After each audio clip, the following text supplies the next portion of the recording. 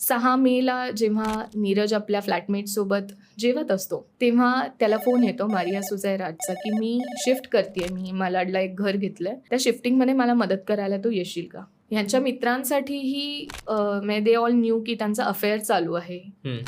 7 मेला सकाळी असाच त्याच्या आईने त्याला फोन केला. तो फोन नीरजने उचलला नाही. आदल्या रात्रीही नीरजच्या आईने त्याला फोन केलेला, तोही फोन उचलला नाही. त्यामुळे जेव्हा अमरनाथ आणि नीलमला कळतं की जवळजवळ 24 तास आपल्या मुलाचा काहीच संपर्क नाहीये, ते तडक कानपूरहून मुंबईला यायला निघतात.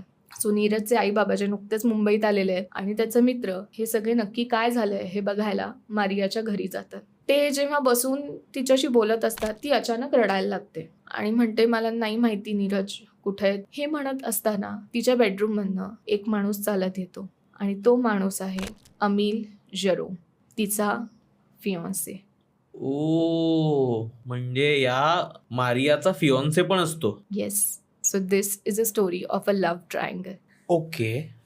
पण मग नाही, सॉरी, मला खूप प्रश्न पडतात आता. Yes. कारण तो आदल्या रात्री म्हणजे 2 दिवसांआधी हा आपला नीरज तिला भेटायला आला होता येस. आणि आता ती तिच्या फियोन्से सोबत, जो ज्याच्यासोबत लग्न होणार आहे त्याच्यासोबत त्या घरी आहे. येस. पण झालंय काय नक्की नीरज सोबत? येस.